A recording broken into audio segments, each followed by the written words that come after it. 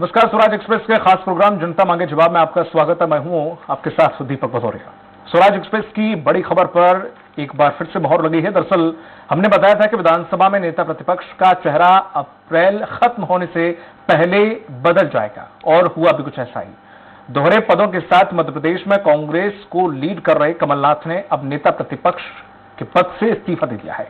कमलनाथ की जगह कांग्रेस के दिग्गज नेता और पूर्व मंत्री डॉक्टर गोविंद सिंह अब विधानसभा में नेता प्रतिपक्ष होंगे।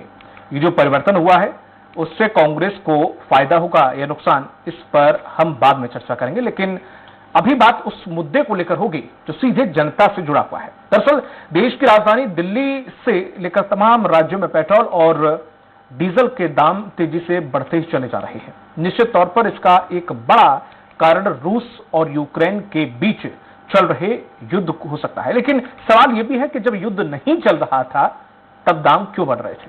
कच्चे तेल की कीमतें कम होने के बावजूद तेल के दामों में आग क्यों लगी रही? हालांकि अब जब प्रधानमंत्री नरेंद्र मोदी ने राज्यों को यह नसीहत दी है कि वो पेट्रोल और डीजल पर जो लगने वाला वेट है उसे घटाकर लोगों को राहत दे दें, तो इसका कहां कितना असर होगा? सवाल यह भी है कि क्या यह नसीहत सिर्फ गैर भाजपा शासित राज्यों पर निशाना साधने के लिए है या सभी प्रदेश इस नसीहत के दायरे में है? जनता मांगे जवाब में अब चर्चा इसी को लेकर होगी। आज के मुद्दे नसीहत या निशाना में।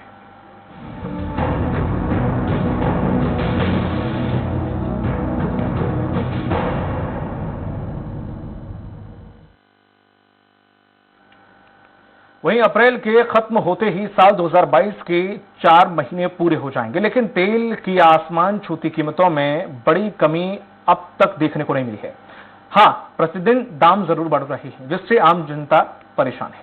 पिछले साल नवंबर में राहत मिलने के बाद से अगर पेट्रोल डीजल के दामों को देखें तो ये 17 रुपए प्रति लीटर तक बढ़ चुके हैं। हालांकि केंद्र सरकार अब पेट्रोल डीजल की महंगाई से जनता को राहत दिलाना चाहती है, लेकिन ये और बात है कि इसके लिए वो खुद कदम बढ़ाने के बजाय राज्यों को वैट कम करने की नसीहत देकर लोगों को राहत दिलाने की बात कर रही है।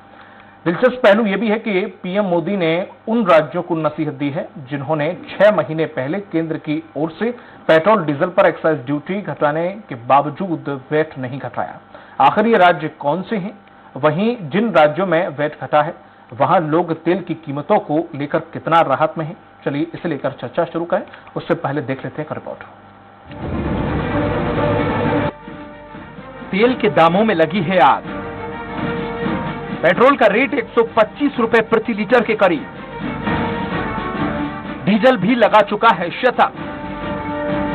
बड़ा सवाल, आम आदमी को आखिर कब मिलेगी राहत?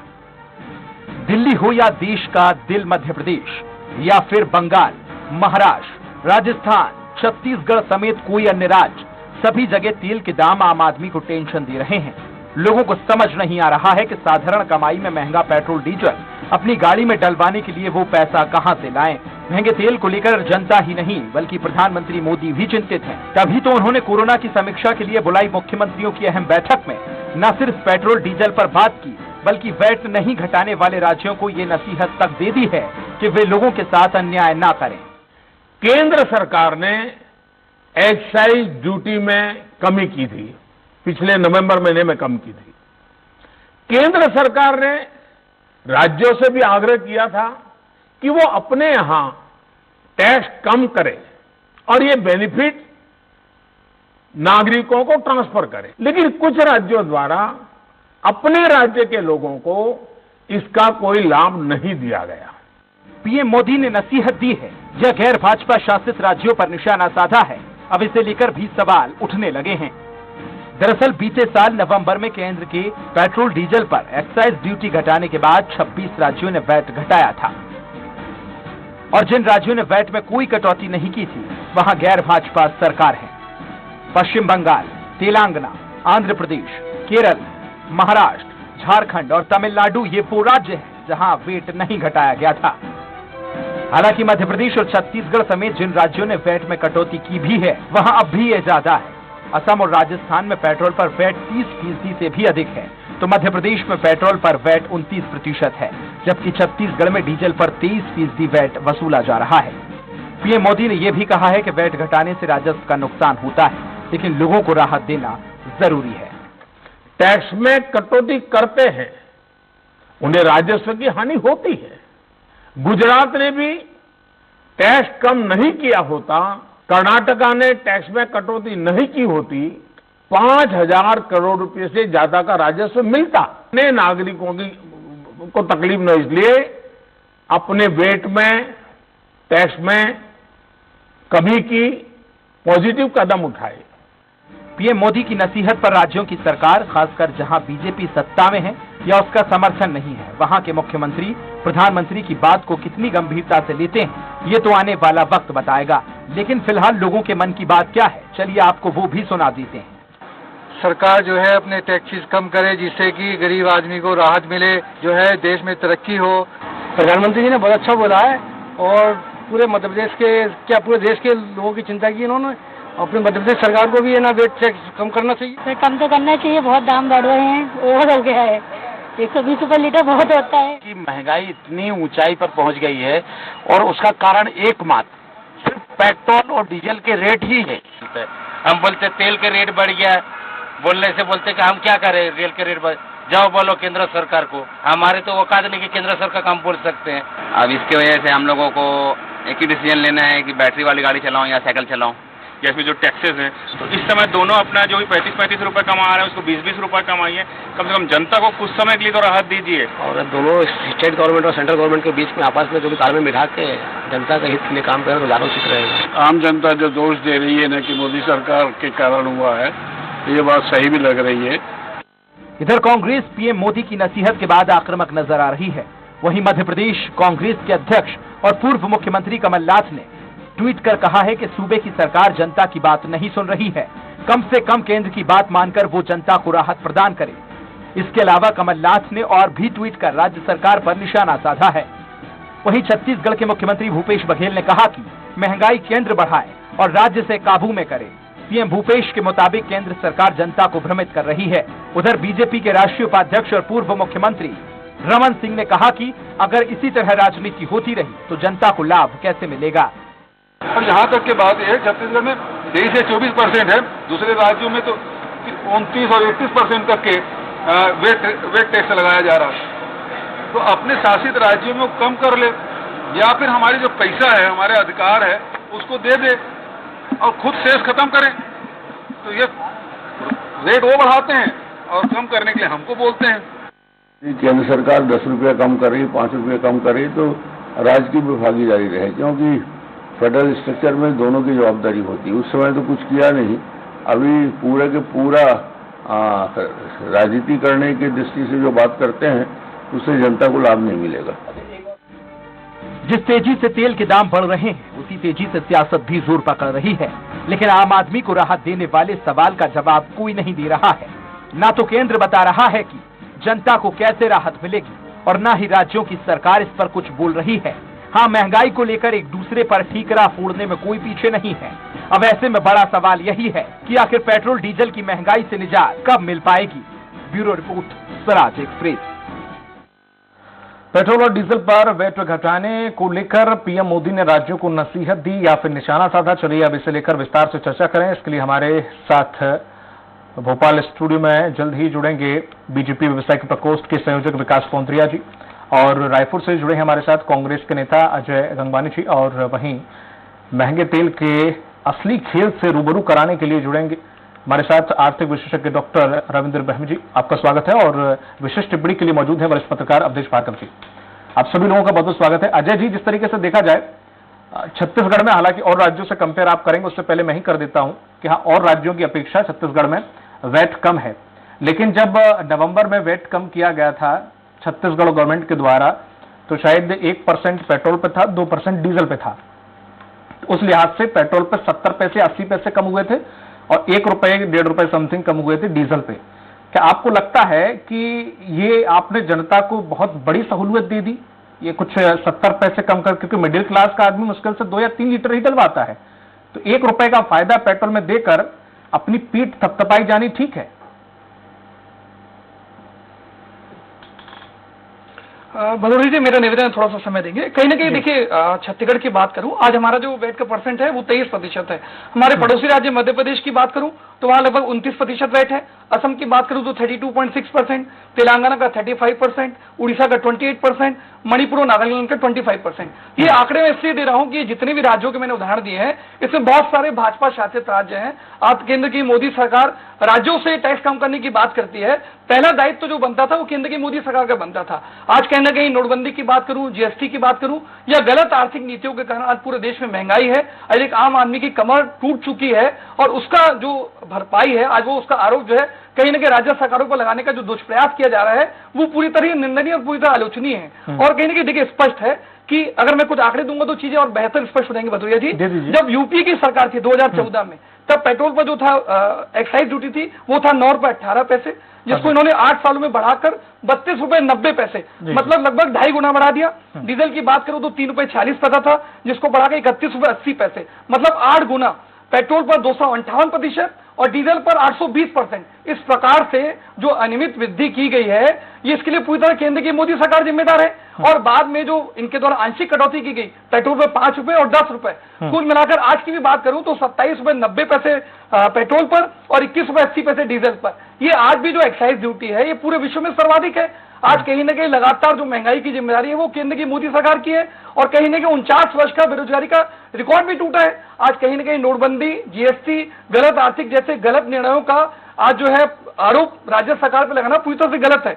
और आंकड़े स्पष्ट कर दूं, आज ये लगातार ये कहते रहते हैं कि पेट्रोल डीजल पर हमारा नियंत्रण नहीं है। आज 5 राज्यों का जब चुनाव होता है तो 137 दिनों तक भदौरिया जी उसमें पेट्रोल डीजल के रेट में वृद्धि नहीं की जाती, जबकि अब सिर्फ अप्रैल महीने की बात करूं 21वां वृद्धि की गई है। पूरे वर्ष 21-22 की बात करूं तो 76 बार। तो कहीं ना कहीं आंकड़े स्पष्ट बताते हैं कि महंगाई पे पेट्रोल डीजल के मूल्यों पर पूरी तरह केंद्र की मोदी सरकार नियंत्रण है। और स्पष्ट कर दूं, सीएमआई के जो आंकड़े आते हैं थोक महंगाई दर ये है 14.55 और खुदरा महंगाई दर 6.95%, मतलब 7%, जबकि आरबीआई का स्पष्ट निर्देश है कि अगर खुदरा महंगाई दर 6% से ज्यादा जाती है तो कहीं लिए खतरनाक संकेत है। आज देखिए कहीं ना कहीं घरेलू महिला की बात करूं पेट्रोल डीजल से ज्यादा, आज वो खाद्य तेल की बात करूं, आज रसोई गैस जिस पर कोई एक्साइज ड्यूटी नहीं है उसके बाद भी वो 400 रुपए का यूपीए सरकार का रसोई गैस आज 1000 से ज्यादा बिकता है। और खाद्य तेल के सबसे बड़े खिलाड़ी कौन है ये मुझे बताने की आवश्यकता नहीं है। और देखिए सबसे बड़ी चीज, आज यूपीए सरकार के जो हमारे कार्यकाल था 10 साल में लगभग 27 करोड़ जो लोग थे वो गरीबी रेखा से मुक्त हुए, जबकि इनके 8 सालों में 23 करोड़ लोगों को उन्होंने गरीबी रेखा के नीचे धकेल दिया। और देश के 97% लोगों की आय कम होती है, सीएमआई के आंकड़े हैं। जबकि इनके जो पूंजीपति हैं उनकी 20 माह में 1808% वृद्धि होती है। तो कहीं ना कहीं केंद्र की मोदी सरकार हम दो और हमारे दो की सरकार है। आज देश के आम आदमी नागरिक इनकी प्राथमिकता में ही नहीं, ये सिर्फ अपने पूंजीपति और उद्योगपति मित्रों को लेकर अपनी आर्थिक नीतियां बनाते हैं और इस प्रकार के नोटबंदी और जीएसटी जैसे गलत निर्णय लिए जाते हैं। अजय जी, दुख इसी बात का है, जैसे मैंने आपसे सवाल पूछा कि आप जनता को, मैंने पहले ही आंकड़े बता दिए थे, मैंने सबसे पहला शब्द मेरा यही था कि आपके इस राज्य में सबसे कम है वैट और राज्यों की तुलना में।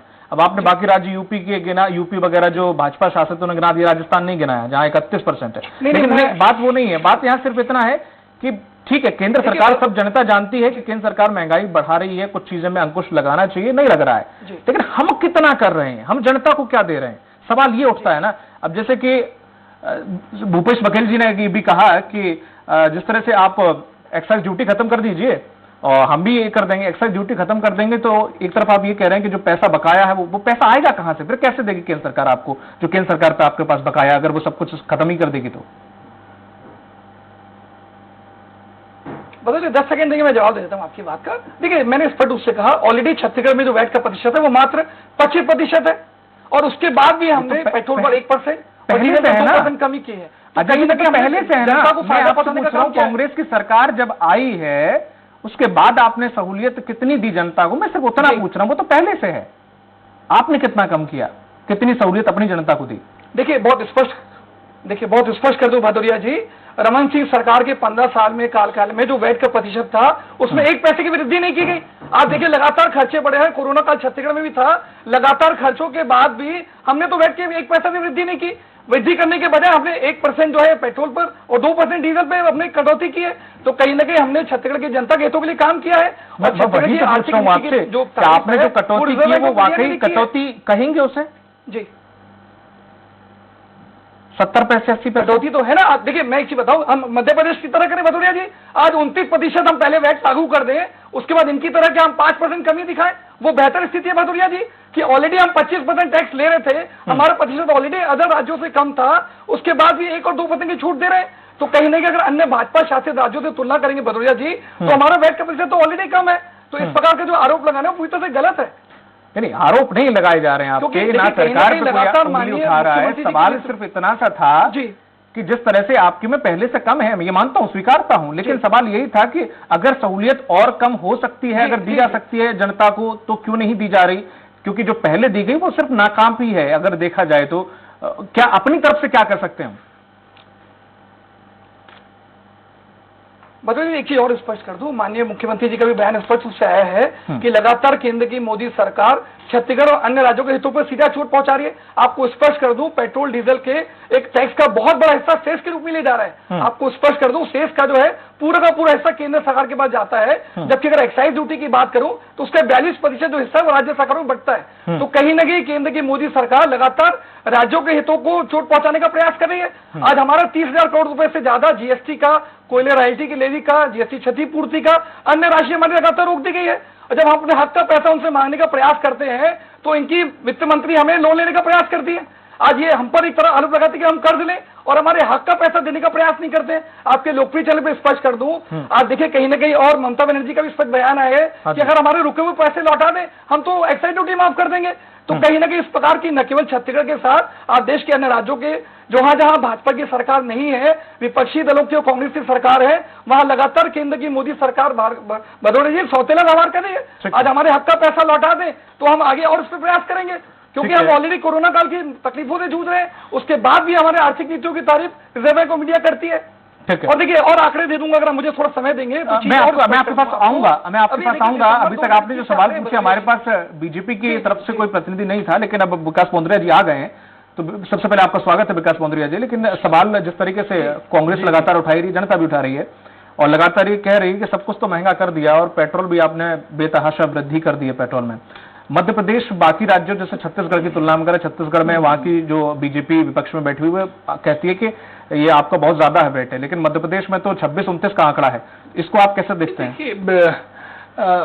सवाल ये नहीं उठता है कि कौन से प्रदेश में क्या प्रतिशत में वैट लिया जाता है। भाई वैट हर प्रदेश में अलग अलग हो सकता है, वो पेट्रोलियम रहे हो या पहले के अन्य प्रोडक्ट्स रहे हो, इसलिए तो हमने जीएसटी को इन्वोक किया ना। लेकिन अब चूंकि अभी पेट्रोलियम के मामले में सभी प्रदेशों की सहमति नहीं बन पाई, इसलिए वैट कायम है। और यकीनन जब वैट कायम है तो अलग अलग प्रतिशत दर भी हो सकती होगी। देखिए अब सवाल ये उठता है कि माननीय प्रधानमंत्री जी ने क्या बात रखी है। पेट्रोलियम प्रोडक्ट्स महंगे हो रहे हैं, क्यों हो रहे हैं आप हम सब जानते हैं। इस पे सरकार का बस आज की तारीख में तो बिल्कुल नहीं है। इंटरनेशनल क्रूड प्राइसेस बढ़ने के कारण हो रहे हैं। क्यों बढ़ी है क्रूड प्राइसेस? क्योंकि रशिया यूक्रेन का युद्ध चल रहा है। उसके पहले भी बढ़ रही थी, तो उसके कारण हम सबको मालूम है ना। अब मैं जो बात कह रहा हूं, देखिए वैट की दर अलग अलग है। अगर किसी प्रदेश ने वैट की दर 23%, 25% रखी है तो उसमें क्या किफायती, जो आप भी चाह रहे हैं कि क्या किफायती कटौती प्रदेश सरकार ऑफर कर सकती है जिससे उसकी जनता को फायदा प्राप्त हो। भाई 25% वाला 20% पे ला सकता है, वो 30% वाला 25% पे ला सकता है। प्रोपोर्शनेटली होगा ना। जिस दर में आप कर वसूलते थे उसी प्रोपोर्शन में कम से कम आप करों में रियायत ऑफर करें। ये सिद्धांत काम करता है ऐसे वक्त में जब मूल्यों के महंगा होना जारी हो, तो सरकार ये राहत दे सकती है। लेकिन अब चूंकि कई कांग्रेस की सरकारों ने तो ऐसे ही कोई कटौती ऑफर ही नहीं करी, और प्रधानमंत्री जी ने देखिए बड़ी स्पष्ट बात रखी है। उन्होंने प्रदेश सरकारों को इसके लिए निमंत्रित किया है, आह्वान किया है। उन्होंने कोई कांग्रेस और बीजेपी का नाम नहीं लिया, कोई राजनीतिक पहलू पुट नहीं रखा। ठीक है, नहीं बहुत सही बात है। एक सामान्य सी बात है कि अगर विकट परिस्थिति है तो जनता को हम ज्यादा से ज्यादा कैसे राहत पहुंचा सकते हैं, इसके लिए सरकारों को साफ नेक नियति से जनता के बीच में जाना चाहिए। ये आह्वान प्रधानमंत्री जी का। मुझे लगता है कि इस मामले में छत्तीसगढ़ की कांग्रेस सरकार को भी और छत्तीसगढ़ के कांग्रेस संगठन को भी इस आह्वान को वेलकम करना चाहिए। जो वो कर सकते हैं, जो बेहतर वो कर सकते हैं, उन्हें करना ही चाहिए। ठीक है। नहीं करेंगे तो वहां की जनता सवाल खड़े करेगी। राजस्थान की जनता सवाल खड़े कर रही है। ठीक है, तो फिर अगर वहां की जनता, तो फिर उन्हीं सरकारों के लिए तो नुकसानदायक है ना, अगर उनकी जनता। यकीनन। लेकिन जब प्रधानमंत्री जी सोच रहे हैं तो वो तो पूरी संपूर्ण देश के लिए सोच रहे हैं ना। ऐसा तो नहीं कि लोकसभा चुनाव आ रहे हैं, आह्वान किया है। ऐसा तो नहीं कि लोकसभा चुनाव आ रहे हैं तो इसलिए आह्वान कर दिया कि थोड़ा सा, क्योंकि अभी उन्हीं के लिए चुनाव जल्दी आने वाले हैं तो फिर दिक्कत हो जाएगी, ऐसा तो नहीं था? नहीं, देखिए, मैंने कहा ना कि माननीय प्रधानमंत्री जी ने कोई दलीय सरकार का नाम तो नहीं लिया। भाई कांग्रेस की थोड़ी अन्य दलों की भी सरकारें हैं, देंगे भी क्यों, अन्य दलों की भी सरकारें हैं। अब ये तो खुद कांग्रेस की सरकारों को समझ में आता है, कांग्रेस को समझ में आता है कि उन्होंने इस मामले में सावधानी रखी या नहीं रखी। ठीक है, बिल्कुल। हमारे साथ जो डॉक्टर रविंद्र जी है, रविंद्र जी, जिस तरीके से बोंद्रे जी ने कही, बात सही है कि जहां पे 30 है वो ऐसा तो नहीं 20 कर देंगे, क्योंकि छत्तीसगढ़ में 20 है। जाहिर सी बात है, अगर छत्तीसगढ़ 5 कम करेगा तो ये भी 5 करेगा। अब जिनके 40 है तो वो 45 कर सकता है, 30 तो नहीं करेगा, जाहिर सी बात है। लेकिन सवाल ये उठता है कि लगातार खबरें आती हैं कि ओपेक देशों से भी भारत को छूट मिल रही है, पेट्रोल डीजल में रशिया से भी खरीद रहा है, कम उसमें छूट रशिया भी बहुत दे रहा है, बाकी देश अब चिंतित हैं। जो चल रहा है यूट्यूब वगैरह पे हर जगह, भारत की जो विदेश नीति है वो काफी अच्छी है, हर कोई भारत पे अपना तेल, क्रूड ऑयल लुटा रहा है, इस तरीके की भारत की ऐसी रणनीति है। कहाँ जा रहा है फिर ये? भारत में तो कहीं किसी को कुछ लाभ नहीं मिल रहा है, कहाँ से फिर सस्ता मिल रहा है, मिल भी रहा है कि नहीं मिल रहा है, क्या इसे किस तरह से देखते हैं आप? देखिए, ये जो बात आज हुई है और तेल पे एक्साइज को लेके हुई है, ये बात कहीं ज्यादा बड़ी है। इससे कहीं ज्यादा बड़ी पिक्चर है वो ये कि असल में तो महंगाई बहुत ज्यादा बढ़ रही है, और महंगाई जो बढ़ रही है बहुत ज्यादा, उसको लेकर हमारे देश में भी बहुत ज्यादा चिंता व्यक्त की जा रही है। और ये कंटिन्यूस अभी लॉन्ग रन में ये महंगाई लगभग इस साल तो ज्यादा ही रहेगी सब चीजों में। अभी हम तो चर्चा तेल की कर रहे हैं, एक्साइज ड्यूटी की कर रहे हैं, पर यदि इनको यदि आप छोड़ भी दें, पर दूसरी जो चीजें हैं यदि आप देखें, यदि कोयला है, यदि आयरन है, सीमेंट है, प्लास्टिक है, तो यदि तांबा है, इन चीजों पे यदि आप देखेंगे तो असली चिंता ये है, ये एक्साइज की जो चर्चा हो रही है वो इस कारण हो रही है क्योंकि पूरे देश में महंगाई बहुत ज्यादा हुई है और कैसे हम राहत दें। और पेट्रोल और डीजल तो ऐसी चीजें हैं कि जिसके इसके लोग इफेक्ट दूसरी तरफ जाते हैं। हमारे ऑलरेडी इस महंगाई के कारण अब जो चिंता हम थे, हमारी विकास से जो चिंता हो रही थी, पहले आप देखें विकास की बात की जा रही थी, लगभग इस महंगाई के कारण जो है संकट है, इसके कारण हमारी ऑलरेडी लगभग 0.8% या मैं कहूँगा 1% देश की जो ग्रोथ रेट है उस पर असर पड़ चुका है। अभी तक मैं जो अभी तक के जो अनुमान आ रहे हैं, तो ये एक चिंता बहुत बड़ी चिंता है। और ये इसको मैं समझता हूँ कि देखिए पूरी दुनिया में अभी इस दौर में महंगाई चल रही है और पूरे दुनिया के सभी जो देश हैं वो महंगाई को कैसे कम करें, उनकी क्या पॉलिसी रेट होंगे, इसको लेके चाहे यूरोप हो चाहे अमेरिका हो, सभी चिंता कर रहे हैं।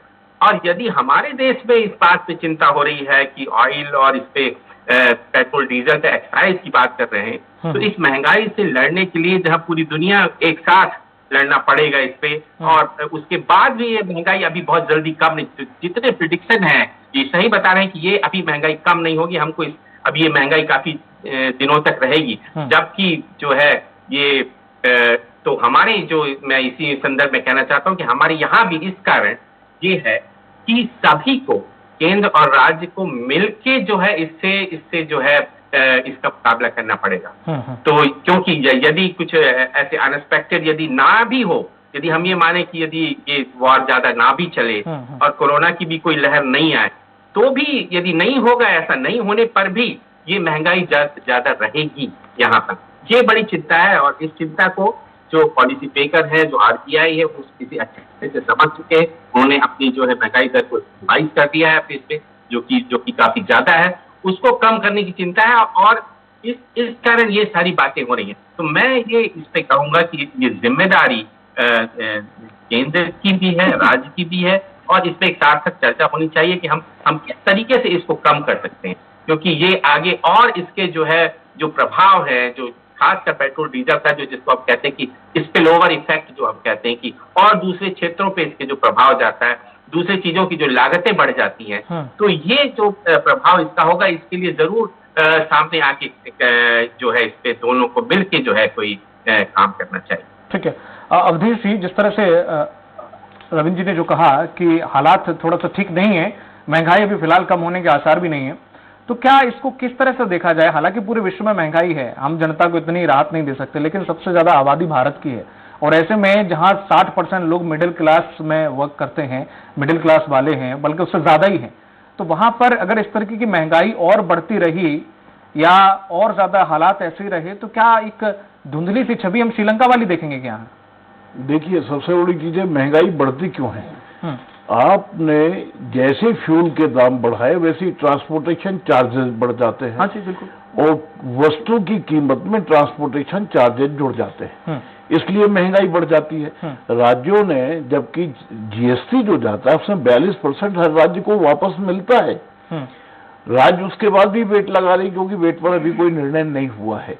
लेकिन वेट में जैसे पेट्रोलियम कंपनियों को रोज मूल्य निर्धारण का अधिकार दे दिया गया है और पिछले 2 महीनों में कम से कम 17-18 बार पेट्रोल डीजल के रेट बढ़े हैं, तो राज्य सरकारों का भी अपनी जनता के प्रति ये दायित्व हो जाता है कि उनको तो जो कीमत आज तय है उसमें 25% वेट उनको मिल रहा है, तो जो मुनाफा इन 2 महीनों में उनको मिला है वो कम कर सकते हैं। बस नियत होना चाहिए, अपनी जनता को लाभ पहुंचाने की नियत होना चाहिए। और राज्य सरकारें इस पर ध्यान नहीं देती, वो तो सोचती चलिए जितनी कीमत बढ़ेगी उतना हमारा वेट का हिस्सा बढ़ेगा। तो राज्य सरकार व्यापार करने नहीं बैठी है, राज्य सरकार जनता के हित साधने बैठी हुई है।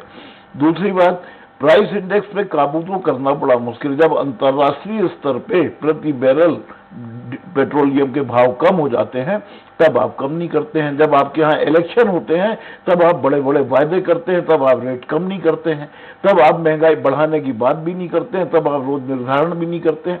आप देखिए, आपने कोरोना के इंजेक्शन फ्री में वैक्सीनेशन लगाए, बीच में कहा गया कि नहीं हम उसकी वसूली के लिए ये सब ये पेट्रोलियम पदार्थों के भाव बढ़ा रहे हैं, तो आपने फिर ये ढिंढोरा क्यों पीटा कि हम निःशुल्क वैक्सीनेशन लगा रहे हैं। सबसे बड़ी बात यह, प्रधानमंत्री ने बड़े विनम्र भाव से हाथ जोड़ के कहा कि जिन राज्यों ने वेट नहीं घटाया है मेरी उनसे विनम्र प्रार्थना है कि वो वेट घटाए। आप देखें तमिलनाडु में 13%, क्या तमिलनाडु को पैसा नहीं चाहिए? तमिलनाडु को टैक्स नहीं चाहिए? वहां तो भाजपा की सरकार नहीं है। सही बात है, उन्होंने वेट नहीं घटाया है, लेकिन वेट कितना है? 13%। आप देखें जिन 7 राज्यों ने नहीं घटाया है वहां आप औसत निकालेंगे तो जिन राज्यों ने घटाया है उनसे कम वेट है वहां पर या उनके समकक्ष है, तो उनकी नीयत है अपनी जनता को लाभ पहुंचाने के लिए। तो सबसे पहले सरकार को अपने अन्य खर्चों में, अपने इस्टेब्लिशमेंट में कटौती करना चाहिए। आप देखें बिजली आपके यहाँ, आपकी जनता परेशान होती है, आप बिजली दूसरे प्रदेशों को बेच देते हैं, क्यों? पहले आप अपनी पूर्ति कीजिए। तो एक नई नीति, यूनिफॉर्म पॉलिसी बनना चाहिए केंद्र और राज्यों के बीच में, जैसे जीएसटी की बनी है, कि वेट भी यूनिफॉर्म बेसिस पर हो, कि उससे ज्यादा वेट कहीं ना हो। आज क्या कारण है कि तमिलनाडु को पैसा क्यों नहीं ले रहा है वो ज्यादा है? तो इस तरीके से जनता के द्वारा चुनी गई सरकार जनता को लाभ पहुंचाए, जनता के लिए। आप मिडिल क्लास को देखें, आपने रसोई गैस में सब्सिडी बिना बताए बंद कर दी। आज 1000 रुपए का सिलेंडर रसोई गैस का, आप बताइए, जो सिलेंडर 400-500 का मिलता था आज वो 2 साल के अंदर 1000 का हो गया। आप उसका जवाब तो दे नहीं रहे, न केंद्र दे रही, देंगे भी नहीं, न केंद्र दे रही, न राज्य सरकारें बता रही, न राज्य सरकारें केंद्र से अनुरोध कर रही कि आप ये रसोई गैस में क्यों बंद कर रही है। इससे तो मिडिल क्लास प्रभावित है, सारी गृहणियां प्रभावित है। आज चुनाव के टाइम में आप हमेशा ये देखा गया है कि जब भी टैक्सेस बढ़े हैं, जब भी दर बढ़ी है, प्राइस इंडेक्स बढ़ा है, अगर 20% बढ़ा है तो बाद में 10% चुनाव के टाइम में कम कर दिया जाता है, लेकिन 10% वो कायम रहता है। तो इसलिए महंगाई घटने के बजाय हमेशा बढ़ती रहती है। तो सरकार को चाहिए कि टैक्सेस का, जैसे जीएसटी का एक सेंट्रल यूनिफॉर्म फार्मूला लाया गया है, ऐसे वेट का एक यूनिफॉर्म फार्मूला लाया जाए, जिससे हर प्रदेश बिना दबाव के, बिना भेदभाव के आम जनता को लाभ पहुंचा सके। ठीक है अजय जी, जिस तरीके से बात यहाँ सर ने बिल्कुल ठीक कही, अवधेश भार्गव जी ने, कि सभी जो प्रदेश हैं वो अगर जनता की भलाई के लिए वाकई सोचेंगे तो वेट कम कर सकते हैं। लेकिन एक जब चुनाव अभी हाल ही में आ रहे थे तो कई राज्यों में जहां पर प्रियंका गांधी पहुंची तो उन्होंने ये कहा, या कांग्रेस की तरफ से ये ऐलान किया गया कि अगर वहां कांग्रेस की सरकार आती है तो सिलेंडर उसी दाम पे कर दिया जाएगा, यानी कि 400-500 रुपए का ही मिलेगा। तो क्या कुछ छत्तीसगढ़ में भी, चूंकि कांग्रेस की सरकार है, इसलिए सवाल पूछ रहा हूँ, हो सकता है वहां सिलेंडर के दाम कम किए जा सकते हैं कि अगर दिमाग में कांग्रेस की ऐसी कोई रणनीति थी तो छत्तीसगढ़ में भी शायद लागू होनी चाहिए? देखिए, सबसे पहले मैं बताना चाहूंगा, भार्गव जी काफी वरिष्ठ पत्रकार है, उनकी बहुत सारी बातों से सहमत हूँ। बहुत अच्छे से उन्होंने डिस्क्राइब किया कि कहीं ना कहीं देखिए वैक्सीनेशन का उन्होंने एग्जांपल दिया। एक तरफ मोदी सरकार लगातार फ्री वैक्सीनेशन का दावा करती है, दूसरी तरफ पेट्रोल डीजल पे वैक्सीनेशन का सेस लगा के वसूली करती है। तो कहीं ना कहीं केंद्र की मोदी सरकार का दोहरा चरित्र है, वो जनता में भ्रम फैलाने का प्रयास कर रही है। कहीं ना कहीं माननीय प्रधानमंत्री जी का जो संबोधन भी है वो कहीं ना केंद्र सरकार की जो नाकामी है उसको राज्य सरकार पर थोपने का प्रयास है। और देखिए, मैं विकास जी एक बात कह रहे थे कि क्रूड ऑयल की बढ़ोतरी, आपको बहुत स्पष्ट कर दूं, जो क्रूड ऑयल की जो संस्था है, सरकारी संस्था, उसका नाम है पीपीएसी। पीपीएसी ने जो सरकारी आंकड़े पेश किए हैं, आपको स्पष्ट कर दूं, 1 अप्रैल 2021 से 31 मार्च 2022 कुल मिलाकर जो क्रूड ऑयल की कीमत थी वो 63, 66, 60, 71 ये चला है। मैक्सिमम ये $84 प्रति बैरल तक गया है। जबकि अगर मैं यूपीए समय की बात करूं, 2004 से 2014 तक की इस पूरे काल में जो एवरेज क्रूड की कीमत थी वो थी $105 से $111। मतलब कहीं ना कहीं यूपीए सरकार के समय अभी जो क्रूड ऑयल की कीमत है उसमें 25 से 35% की कमी आई है। जबकि मैं यूपीए सरकार के समय का रेट बात करूं, उस समय पेट्रोल का रेट था 71 रुपए और डीजल का रेट था 55 रुपए। मतलब 25 से 35% क्रूड ऑयल की कीमत में कमी आने के बाद भी आज पेट्रोल और डीजल उस समय की कीमत से 40% ज्यादा महंगा बेचा जा रहा है। तो कहीं ना कहीं ये जो पूरी तरह से केंद्र की मोदी सरकार की मुनाफाखोरी की नीति है उसका हर्जाना देश की आम जनता भुगत रही है। और भार्गव जी ने अच्छी बात भी कही, आज लगातार गैस सब्सिडी की बात करूं, आज मनरेगा की बात करूं, आज रासायनिक खाद की सब्सिडी की बात करूं या खाद्य सब्सिडी की बात करूं, कहीं ना कहीं केंद्र की मोदी सरकार सिर्फ और सिर्फ सत्ता लोलुपता के लिए काम करती है। सामाजिक आर्थिक न्याय से उनका दूर दूर तक सरोकार नहीं है। आज लगातार बिना घोषित रूप से गैस सब्सिडी लगातार कम की जा रही है। आज 400 का गैस सिलेंडर जो यूपीए सरकार के समय था आज 1000 से पार आ जाता है। क्यों केंद्र की मोदी सरकार लगातार सब्सिडी में कमी करी है?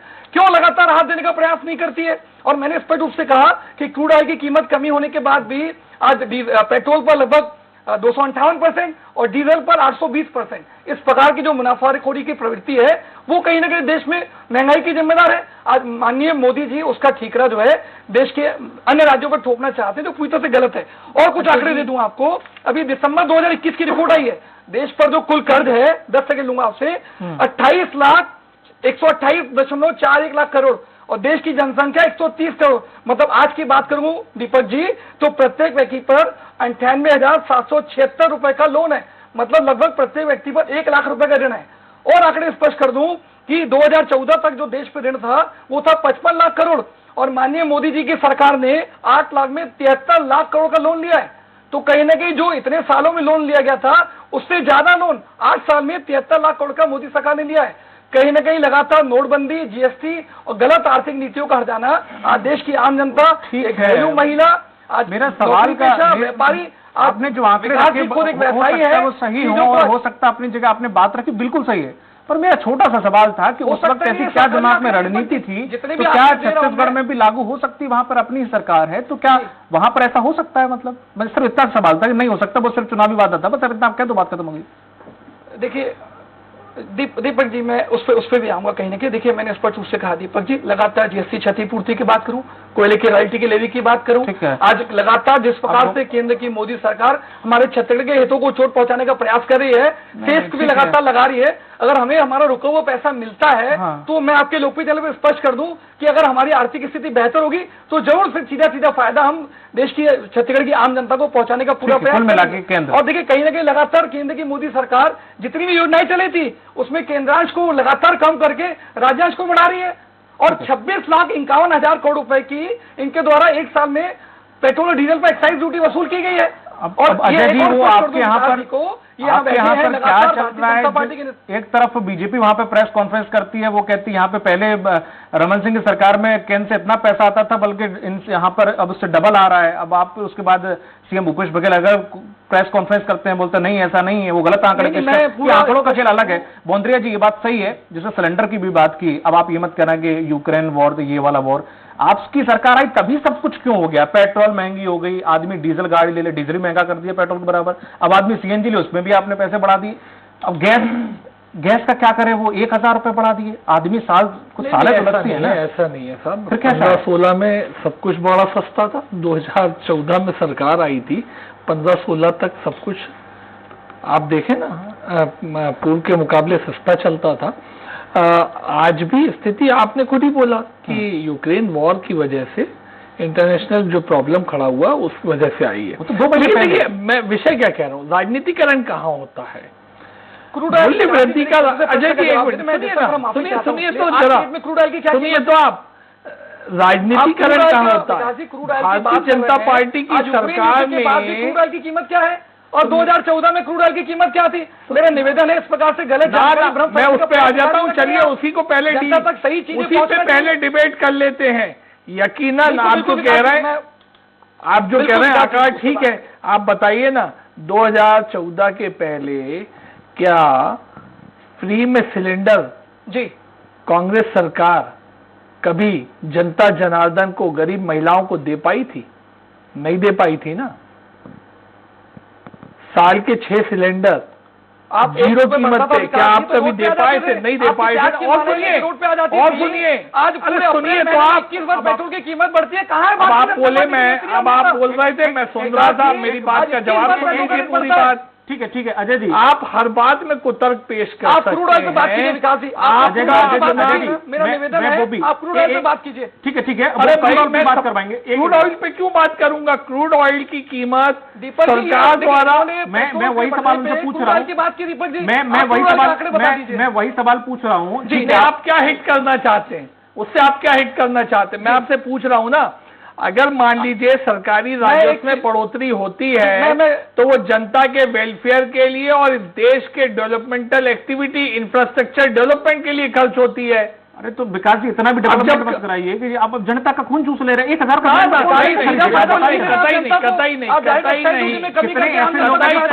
प्राइवेट जॉब कर रहे हैं सब 10,000 रुपए, 1000 रुपए का सिलेंडर कैसे करवाएंगे? पहुंचाने का प्रयास करते हैं। अजय जी वो दे रहे हैं जवाब, अजय जी वो जवाब दे रहे हैं। क्या कह रहा हूँ, इस देश में वो लोग जो महरूम थे गैस सिलेंडर की सुविधा से, कैसे उपयोग हो सकता है, कैसे उनके घर में गैस सिलेंडर पे खाना बन सकता है, कैसे बिना धुएं के उनकी आंखें लंबी आयु तक ठीक रह सकती हैं। मतलब आप एक बड़े वर्ग को महरूम रखना चाहते हैं, जो जिसको सुलभ है उसी को सुलभ बनी रहे। ये ऐसी राजनीति और ऐसी विचारधारा आपकी रही, उसे आपने भुगता भी है। हमने तो हर चीज जनता जनार्दन के लिए सुलभ हो सके इसका काम रचा है, किया है, किया उसे साहब। इसलिए हमारे विचारधारा को लोगों ने पसंद भी किया लगातार। ठीक है एक सेकंड विकास जी, अजय जी अजय जी आप ही का सवाल पूछ रहा हूँ, अजय जी आप ही का सवाल पूछ रहा हूँ, क्रूड ऑयल की जो उन्होंने बात की, ठीक अजय जी रखिए, सवाल पूछ रहा हूँ मैं, जो उन्होंने क्रूड ऑयल की बात की कि जो पहले क्रूड ऑयल क्या मेरा था। निवेदन है दीपक जी, आज क्रूड ऑयल की सवाल पूछ रहा हूँ, वो घुमा रहे हैं बातों को। मैं कहाँ घुमा रहा हूँ, मैं तो आपकी बात पे हाँ बोल रहा हूँ और उसका क्या उपयोग हुआ, देश कैसे उसका लाभ ले रहा है, दूसरी बात को रखा है। अब आप चूंकि देश लाभ ले रहा है उस बात में आप अपने आप पे खतरा महसूस करते हैं एक राजनीतिक दल होने के नाते, इसलिए आप उस पर प्रतिकार कर रहे हैं। मैं तो कह रहा हूँ, ठीक है अजय जी, बॉन्द्रिया जी को जवाब देने दीजिए, रविंद्र जी से पूछ लेंगे सही बोला कि नहीं बोला। जी अगर क्रूड ऑयल पहले सस्ता था तो फिर रेट कम क्यों नहीं हुए? अब अगर महंगा हो गया तो अब भी रेट उतना ही है, तो ये अंतर क्यों है आखिर? मैंने बड़ा स्पष्टता से रखा तो कि इस कारण से सरकारी राजस्व में जो बढ़ोतरी हुई है उसको जनता के लाभ के लिए रखा गया। जिन लोगों को जो सुविधाएं उपलब्ध नहीं थी उनको कैसे वो सुविधाएं मिल सके। एक देश की बड़ी आबादी को, 8 करोड़ से ज्यादा लोगों को सिलेंडर सुलभ हो जाते हैं, 8 करोड़ महिलाओं को। ये एक बड़ा काम है, जिन्होंने कभी सोचा भी नहीं था कि हम गैस सिलेंडर पे रोटी पका सकते हैं। तो और देखिए दूसरी बात ना, अब आप रोड इंफ्रास्ट्रक्चर में 2 सिलेंडर रखे तो वहां से एक निकाल के उसको दे दिया। हाँ तो क्यों रखना 2 सिलेंडर साहब? तो अगर हमने लोगों को आह्वान किया, मोदी जी ने लोगों को आह्वान किया कि भाई वो गिव अप करें, चीजों को छोड़ें, जिनके पास में 1 सिलेंडर है वो एक सिलेंडर को रखें, बाकी की सब्सिडी छोड़ें, और लोगों ने इस आह्वान में शामिल हुए, तो क्या उनकी बुराई है क्या? अरे वो देश में देश के गरीब को आगे लाने में सहयोगी बने, हम तो उन्हें धन्यवाद देते हैं, उनका अभिनंदन करते हैं। आह्वान नहीं किया आपने, सब्सिडी का झुंझुना दिखाया और झुंझुना को दिन बंद कर दिया। किसको झुंझुना दिखाया? सब्सिडी का किसको दिखाया साहब? अरे साहब आप सब्सिडी की बात कर रहे हैं, जिस महिला के घर में सिलेंडर ही उपलब्ध नहीं था, वो 14 किलो वाला, उसको क्या सब्सिडी और क्या बात कर रहे हैं आप? उसको सिलेंडर कैसे पहुंचता? वो तब ये कह रहे हैं कि वो सिलेंडर नहीं भरा पा रहे हैं। जी भार्गव जी, उज्ज्वला गैस योजना, दीपक जी, सब्सिडी छोड़े। अजय जी एक मिनट, अजय जी भार्गव जी, प्रधानमंत्री जी ने कहा कि जो सक्षम है वो सब्सिडी छोड़े, जो सक्षम थे उन्होंने सब्सिडी छोड़ी। आप किसी को सजा दे रहे हैं, कम से कम उसका जुर्म तो बता दें। जिन्होंने सब्सिडी नहीं छोड़ी, आपने नहीं कहा कि हम आपकी सब्सिडी बंद कर रहे हैं। आज जो सिलेंडर आपने उन महिलाओं को उपलब्ध कराए हैं कि वो धुआं रहित चूल्हे में और खाना पका सके, आज उन गांव में जाकर के देखिए, उसने बकरे और गाय के बच्चे बांधने के काम वो सिलेंडर आ रहा है, क्योंकि रिफिल कराने के लिए उनके पास पैसा नहीं है, कुछ नहीं लगा पाते। और मिडिल क्लास को जो प्राइवेट जॉब करके 10,000 रुपए महीने कमा रहा है, बिल्कुल सही, उसको आप तकलीफ दे रहे हैं। और सबसे बड़ा मतदाता आपका वही है जिस वर्ग को आप तकलीफ देते हैं, जिस वर्ग से आप वोट की उम्मीद रखते हैं, उनको आप सुविधाएं देकर के वोट लेते हैं। और उच्च वर्ग जिनको आवश्यकता नहीं है, उनके टैक्स, अजय जी मैं आपके पास आऊंगा, उनको आप सुविधाएं नहीं देते, आपको वोट मैं आपके पास आ रहा हूँ। लेकिन भारतीय जनता पार्टी, रविंद्र जी, जिसका विकास जी जवाब गोलमोल देते हुए मैं स्पष्ट दे रहा हूँ। एक मिनट मेरी बात सुन लीजिए सवाल। अवधेश जी ने जो बात कही, एक बात बताइए, भोपाल शहर में अवधेश जी आप और मैं दोनों बैठे हैं, हमारे दोनों दोस्त छत्तीसगढ़ में बैठे। अरे सुन तो लीजिए, क्रूड ऑयल की कीमत पे हम बोल चुके भाई, आपको स्पष्ट है बोल चुके। आपका विचार, आपकी पार्टी का विचार 100% लोगों तक इन सुविधाओं को पहुंचाने का नहीं था। भारतीय जनता पार्टी ने 100% लोगों तक इस सुविधा को पहुंचाया। अब आप इस मामले में क्यों हताहत हैं? डायरेक्ट आम आदमी पे डालना चाहते हैं, क्यों हताहत हैं? मैं जो अवधेश जी ने एक बात रखी थी, सुन लीजिए। अब आप अवधेश जी की बात, दीपक जी मुझे समय दीजिए, मैं इनकी बात का जवाब देना। अरे दीजिएगा ना। विकास जी को आप एक आंकड़ा बोल चुके हैं, मैंने आपके आंकड़े के ऊपर अपनी टिप्पणी रख दी। अब उसमें बात बहस की क्या बात है? वो आपकी विचारधारा थी, हमने हमारी विचारधारा से जनता को फायदा पहुंचाया। अवधेश जी की बात, एक बात बताइए अवधेश जी, आपने एक टिप्पणी करी कि लोगों का गैस सिलेंडर बकरी बांधने के काम आ रहा है। देखिए, एक आध दो ऐसे मसले उदाहरण हो सकते होंगे जहाँ योजना का पूरा लाभ उस हितग्राही ने लगातार नहीं ले पाया, मौका दिया है, उसके इंडिविजुअल कारण भी हो सकता है। लेकिन एक बात बताइए आप, भोपाल शहर में अगर गैस सिलेंडर गरीब के घर में नहीं चल रहा होता, अवधेश भाई ध्यान से सुनिएगा, तो क्या लकड़ी की खपत बची, या लकड़ी की खपत पहले जैसी है या पहले से ज्यादा हुई है? कोयले की खपत क्या शहर में पहले जैसी है या ज्यादा हुई है? अगर गैस सिलेंडर की योजना फेल हो गई होती तो इस भोपाल शहर में आपको जगह जगह कोल्ड डिपो चलते हुए दिखाई देते, रहवासी इलाकों में लकड़ी के डिपो चलते हुए दिखाई देते। लेकिन आज आप ढूंढेंगे तो आपको कोयले की दुकान नहीं मिलेगी, केरोसिन की दुकान नहीं मिलेगी, लकड़ी की दुकान नहीं मिलेगी। इसका मतलब है कि गैस सिलेंडर की योजना सक्सेसफुल हो चुकी है। जनता किसी तरीके से जुगाड़ लगा के अपना भोजन न पकाए, वो कहीं से उधार लेता है, कर्ज लेता है। मैं आपसे निवेदन यही कर रहा हूँ कि गैस सिलेंडर की योजना का सक्सेसफुल पेश मत करिए, सक्सेसफुल होना ही इस बात का विकास परिमाण मैं बता रहा हूँ। वो सिलेंडर कैसे भरवाता है? वो सिलेंडर वैसे भरवाता है, उन पैसों से भरवाता है जो वो अपनी बच्चों की पढ़ाई के लिए जोड़ रहा था, बिटिया की शादी के लिए जोड़ रहा था। 10,000 कमा के 2,000 बचा लेता था ना वो, अब उन 2,000 का सिलेंडर भर रहा है वो। अब आपने बहुत अच्छी बात की। एक प्रॉब्लम आती थी, लोगों के पास में 14 किलो का वो एलपीजी सिलेंडर, डोमेस्टिक सिलेंडर भरवाने की इकट्ठी रकम नहीं होती थी। ये हमारा अपना इकोनॉमिक कल्चर है। इसके लिए सरकार ने प्रबंधन किया, छोटे सिलेंडर निकाले, 5 किलो के सिलेंडर उपलब्ध करा। देखिए बड़े वाले ना देखिए उसकी ना होता है आज तक नहीं 5 किलो डोमेस्टिक। मैं दूसरी बात और कह रहा हूँ, देखिए आज भी हिंदुस्तान में हम 50 ml 100 ml खाद्य तेल बिकते हुए देखते हैं, खुदरा रूप से देखते हैं। ठीक है, ऐसा नहीं है, जबकि जबकि खाद्य तेल के मामले में तो बहुत पुराना कानून पारित है कि ईंधन के खुले तेल की बिक्री पर प्रतिबंध होना चाहिए, लेकिन हम उसको लगातार बढ़ा रहे हैं। बोंद्रा जी, आपने बात पूरी कर लीजिए। अब अजय जी का, जी अजय जी, अब आप बात पूरी कर लीजिए। आप बहुत देर से बोल रहे हैं जी। मेरा निवेदन है विकास जी, सच सुनने का साहस रखेंगे, कहीं ना कहीं डिस्टर्ब मत करेगा, मेरा निवेदन है। देखिए दीपक जी, बहुत स्पष्ट रूप से भार्गव जी ने भी कहा और मैंने भी कहा, कहीं ना कहीं क्रूड ऑयल की कीमत इन्हीं की संस्था, मैंने आपको स्पष्ट रूप से बताया, CAPPAC जो क्रूड ऑयल की कीमतें बताती हैं, उनके आंकड़े स्पष्ट है कि 25 से 35% क्रूड ऑयल की कीमतों में कमी आई है, जबकि 71 रुपए का पेट्रोल जो हमारे समय बिकता था आज 106 रुपए बिक रहा है। 55 रुपए वाला जो डीजल है वो आज 97 रुपए बिक रहा है। तो कहीं ना कहीं सीधा इसके लिए केंद्र की मोदी सरकार की मुनाफाखोरी जिम्मेदार है। आज 26,51,000 करोड़ रुपए इनके द्वारा कमाए गए हैं पेट्रोल डीजल पर। आज डायरेक्ट आम नागरिक को फायदा देने के बजाय ये इनडायरेक्ट रूप से बात करते हैं कि हम सेस के लगा रहे हैं। आप एक चीज बताइए, 400 रुपए का सिलेंडर, आज भार्गव जी भी स्पष्ट रूप से कह रहे हैं, पूरी तरह सहमत हूं, 400 रुपए का सिलेंडर आप 1000 रुपए में दे रहे हैं। लगातार गैस की सब्सिडी अघोषित रूप से एक आम आदमी को छूट पहुंचाने का प्रयास किया जा रहा है। आप उज्ज्वला योजना की बात करते हैं, बड़ी बड़ी घोषणाएं करते हैं, आज लाखों लोग, आज वो सिलेंडर बिल्कुल सहमत हूं, बकरी बांधने के काम आ रहे हैं गांव में, क्योंकि उनके पास इतना पैसा भी नहीं है कि उस सिलेंडर को रिफिल करा सके।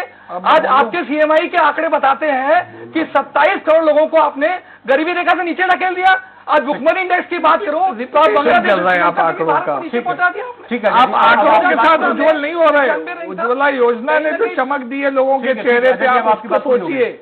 मैं जो बात कह रहा हूँ, आप सच को स्वीकार करिए। अरे भाई, आप तो ये बताइए ना, अगर बकरी पालने के काम, बकरी बांधने के काम आ रहे हैं, तो आपके रायपुर शहर में क्या कोयला, अल्टरनेटिव फ्यूल, कौन सी खपत बढ़ गई? किस अल्टरनेटिव फ्यूल की खपत बढ़ गई? कैसे लोग रोटी बना रहे हैं? कैसे जो गेहूं आप पहुंचा रहे हैं लोगों तक केंद्र सरकार की सहायता के मार्फत, उसकी रोटी कैसे बन रही है फिर? ये तो बताइए आप। अल्टरनेटिव फ्यूल तो बताइए। अगर आप ऑब्जेक्ट कर रहे हैं कि वो गैस सिलेंडर खाली हैं और बकरी बांधने के काम आ रहे हैं, तो अल्टरनेटिव फ्यूल कौन सा बढ़ गया खपत? वो सिर्फ कोयला के परिवहन के लिए आम आदमी को चोट पहुंचाते हुए 23 ट्रेनों को बंद कर दिया जाता है। ये आपकी सीधा पूंजीपति और उद्योगपतियों को फायदा पहुंचाने की नीति है। आज छत्तीसगढ़ की आम जनता के लिए आपने सिर्फ एक दिन की सूचना पे 23 ट्रेनें बंद करते हैं। क्यों? क्योंकि आपको कोयले का परिवहन करना है। आपकी कोयले की गलत पे आ रहे हैं। अभी मैं बात कर रहा हूँ कि अल्टरनेटिव फ्यूल कौन सा डेवलप हो गया, किसकी खपत बढ़ गई, वो आप बता नहीं पा रहे हैं LPG के अलावा। आप मुझे सवाल करने दीजिए। अच्छा विकास जी, मेरे एक प्रश्न का जवाब LPG के कंजम्पशन और यूजेस के ऊपर क्वेश्चन मार्क किया था। आप भार्गव जी के प्रश्न का जवाब दीजिए। ठीक है अजय जी, मुझे पहले रविंद्र जी को ले लीजिए, उनसे सवाल बहुत समय से नहीं हुआ है। एक मिनट रविंद्र जी, जिस तरीके से विकास बोंद्रिया जी अपना बार बार बचाव कर रही हैं, ये आपने भी देखा, ये बात उनकी भी सही है कि पहले जब कांग्रेस की सरकार थी, हालांकि बीजेपी के अपने अलग तर्क हैं, तब क्रूड ऑयल क्या था, या LPG का जो सिलेंडर आता था, चाहे वो CNG हो, अभी कुछ इन 8 सालों में ऐसी क्या जरूरत आन पड़ी क्योंकि इतनी ज्यादा बढ़ोतरी देखने को मिल गई? क्या ये सही है आर्थिक मायनों में, या बीजेपी को करना पड़ा? देखिए, एक दो बात इससे पहले मैं कहूंगा, फिर इसका उत्तर दे रहा हूँ। एक तो ये जो बार बार कहा जा रहा है कि सेंट्रल स्टेट GST में जो शेयर 42% का होता है, वो 42% नहीं है, वो 41% शेयर होता है। क्योंकि हुआ ये कि 15 फाइनेंस कमीशन ने जो रिकमेंड किया वो 1% कम कर दिया, क्योंकि जो जम्मू कश्मीर और अभी लद्दाख जो बने हैं उनके लिए कहा कि वो 1% वहां जाएगा और अब 41% ही सेंट्रल स्टेट के बीच में शेयर होता है। एक बात की। दूसरी बात, आप कह रहे हैं कि क्या ये जो पेट्रोल डीजल की कीमत बढ़ना जायज है या नहीं जायज है, इसने क्यों बढ़ाया? इस मुद्दे पे नहीं जाके आज की जो स्थिति है, जो एक बड़ा संकट सामने है, जो आगे आएगा, जो महंगाई लगातार बढ़ रही है, उसको लेके आज में ये जरूरी हो जाता है कि लोगों को महंगाई से मार से बचने के लिए ये जो टैक्स है, ये जो एक्साइज है, इसको युक्ति युक्त पूर्वक किया जाए। क्योंकि वो आंकड़े सबके पास है कि पहले कितना था उस समय और अभी कितना है, तो सबके पास है। पर ये आज की जरूरत है और बहुत महत्वपूर्ण जरूरत है, और इस पे सभी जो है सभी लोग इस बात को कह रहे हैं, ना केवल आम आदमी महसूस कर रहा है, बल्कि जो है तमाम जो पॉलिसी मेकर है वो भी इस बात को महसूस कर रहे हैं। तो ये चीज है कि कर को जो है इसको युक्ति युक्त बनाना बहुत जरूरी है, और यदि कोई संकट आता है, यदि कोई बर्डन है, उसको दोनों को शेयर करना चाहिए। जो उसको दोनों पक्ष उसको शेयर करें कि उसमें कितना जो है रिलीफ लोगों को देना चाहिए। किसी एक की जिम्मेदारी नहीं है, दोनों की जिम्मेदारी है। तो ये जो चीज है ये बहुत बहुत महत्वपूर्ण है कि इस पे जो ये जो टैक्स है इसको आज यूटिलाइज करना बहुत जरूरी है और दोनों ही इसे केंद्र राज्य दोनों को शेयर करना पड़ेगा, किसी एक को हम इसको नहीं कह सकते। ठीक है विकास जी, अब क्या मध्य प्रदेश में कुछ कम होगा या उन्होंने कर दिया तो वो बात उनके लिए लागू नहीं होती है फिलहाल? नहीं, ऐसा नहीं है। मध्य प्रदेश सरकार ने तो तुरंत प्रधानमंत्री जी के आह्वान को, और जब केंद्र सरकार ने कटौती की थी मध्य प्रदेश में भी उसका रेप्लिका आपने देखा था। भविष्य में भी मध्य प्रदेश सरकार यकीनन जैसा संभव होगा यथासंभव काम करेगी। दूसरी बात मैं आपको एक और बात मैं एक ही बात, मध्य प्रदेश में तो कमलनाथ जी ने 15 महीने सरकार चलाई। फाइनल कमेंट के लिए समय दीजिएगा। उन्होंने चुनाव प्रचार किया था, कहा था कि हम पेट्रोल पे वेट कम कर देंगे और क्या क्या कम कर देंगे, 2 रुपए 5 रुपए लीटर तक कम कर देंगे।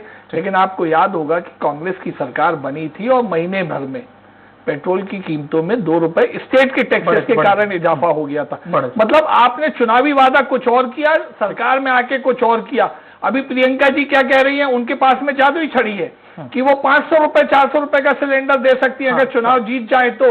लेकिन जिन स्टेट्स में वो चुनाव जीत के सरकार चला रही है उसके लिए वो जादुई छड़ी उनके पास में गायब हो जाती है, और तो और आपके सवालों के जवाब कांग्रेस के वक्ता प्रवक्ता गायब कर देते। वो गायब नहीं, वो कह देते मेरा जमा है केंद्र पे, वो केंद्र हमारा दे नहीं रहा इसलिए। अरे भाई, केंद्र ने किसी का नहीं रोका है, समय समय में मिलता है।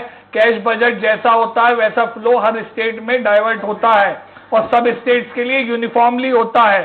ठीक है, इस मामले में जबरन सोतेला डमरू या ढोलक मत चलाइए। अजय जी, जो केंद्र से अगर आपका पैसा रुका भी है, जो आ जाएगा किस्तों के रूप में या जो भी है कारण रहे होंगे, लेकिन क्या उसकी वजह से ही आप पूरा विकास या जनता की सारी सुविधाएं या उन पर रोक लगा देंगे क्या? क्योंकि केंद्र नहीं दे रहा है तो सुनो हम भी नहीं दे पाएंगे, तो क्या वहां पर कम होगा कुछ? अभी फिलहाल जनता को कुछ सहूलियत मिलेगी या नहीं मिलेगी?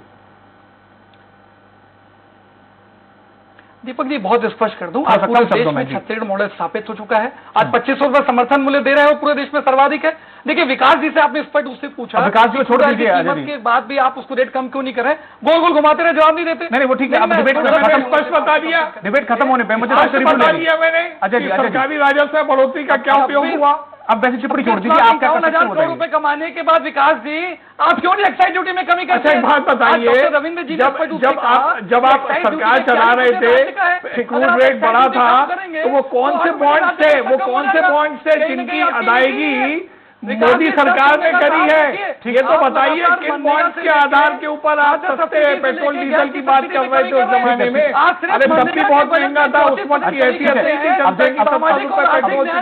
80 रुपए की। अब निवेदन है, इनमें सब सुनने का साहस नहीं है। समय खत्म हो गया सर, ये चाहते हैं आप 4 समय खत्म हो गया। आज मध्य प्रदेश जो है पूरे देश के 5 टॉप राज्यों में। अजय जी समय खत्म हो गया। पहुंचा रहे हैं मध्य प्रदेश की। ठीक है अजय जी समय खत्म हो गया। अवधेश जी जिस तरीके से मध्य प्रदेश जो है देश के 5 सबसे बड़े राज्यों में है। ठीक है अजय जी बस आप क्यों नहीं फायदा दे रहे हो? समय खत्म हो गया। अच्छा बॉन्ड्स तो बताइए कौन से पेट्रो बॉन्ड्स थे? ठीक है पेट्रो बॉन्ड्स कौन से थे? अवधेश जी कितने लाख करोड़ के थे? आप लगातार ये भी स्पष्ट कर दो, थोड़ा सा वॉल्यूम कम करिए। 1 करोड़ 40 लाख के लिए गए थे, जो कुल 25,51,000 करोड़ का मात्र 2.8% है। ये लास्ट टिप्पणी ले लीजिए प्लीज। आपके अटल बिहारी वाजपेयी जी ने ऑयल वेट लागू कर रहे थे, उसका मूलधन ब्याज हमने बढ़ाया, लेकिन हमने स्वच्छ राजनीति की, हमने आरोप नहीं लगाए। यही मूलभूत अंतर है भारतीय पार्टी में और कांग्रेस में। जिस तरीके से देखा जाए दोनों ही पार्टियां, मुझे ऐसा लग नहीं रहा हालात कि अभी कुछ सालों तक महंगाई या फिर किसी चीज में रियायत, न तो वो सिलेंडर 600 के करीब भी पहुंचने वाला है, ना 500 के करीब, ना पेट्रोल भी शायद 80-90 जो पहले थी वहां तक नहीं आ पाएगी। तो ये सरकारी लोग तो अपना वो भत्ता जोड़ के जो भी उनके बढ़ जाते हैं वो मांग करने लगते हैं और उनका भत्ता बढ़ जाता है तो उनका काम चल जाता है। लेकिन जो प्राइवेट सेक्टर के लोग हैं, जो ऐसे लोग हैं जो राशन की दुकान के सामने लाइन लगा के भी नहीं खड़े हो सकते हैं और राशन भी नहीं ले सकते हैं और यहाँ पर ये भी मार झेल रहे हैं, उन्हें भत्ता मिल रहा है, तो वो कैसे गुजारा करेंगे? जो 10, 15, 20 या 25 कमाते हैं वो इस महंगाई में कैसे सर्वाइव करेंगे? नहीं, बहुत अच्छा बिंदु आपने उठाया। सबसे अच्छा बिंदु है ये कि सरकारें कोई भी हो, वर्तमान में जो केंद्र सरकार है वैचारिक क्षमता की बहुत धनी है। ये सच है कि पहले पूर्ववर्ती सरकारें जो रही हैं वो राज्यों को हिस्सा देने में बड़ी कोताही करती रही। अगर विपक्ष की पार्टियों की सरकारें थी तो उनके साथ भेदभाव करती रही, लेकिन वर्तमान सरकार ये भेदभाव नहीं कर रही है। ये तो बिल्कुल तय बात है। लेकिन वर्तमान सरकार को जिस तरह जीएसटी को यूनिफॉर्म सिलेबस में लाए हैं, उसी तरह वेट को भी यूनिफॉर्म सिलेबस में लाना चाहिए।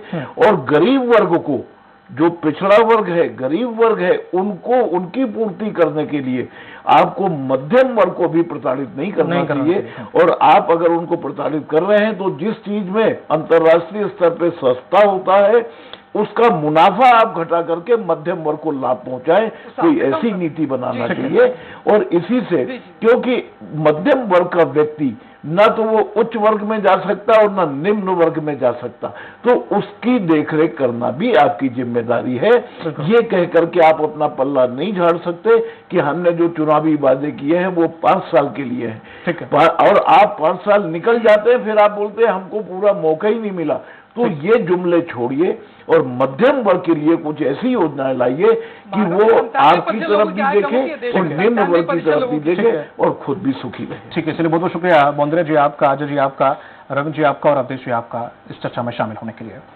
प्रधानमंत्री नरेंद्र मोदी ने तो दे दी है, लेकिन इसका उन राज्यों पर कितना असर पड़ेगा जिन्होंने अब तक वेट में कोई कमी नहीं की, ये देखना दिलचस्प होगा।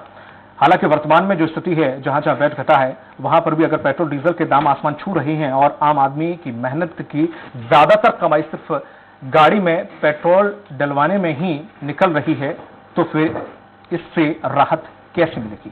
केंद्र सरकार के एक्साइज ड्यूटी घटाने और राज्य में वेट कम करने के बावजूद अगर पेट्रोल 120 रुपए प्रति लीटर या उससे ज्यादा मिले और डीजल के दाम शतक लगा दें तो राहत वाली बातों पर प्रश्न चिन्ह तो लगेगा ही। खैर, महंगाई की मार से त्रस्त आम आदमी को कभी राहत मिल भी पाएगी, ये देखना अहम होगा। इसी के साथ जनता का जवाब नहीं दीजिए मुझे इजाजत, नमस्कार।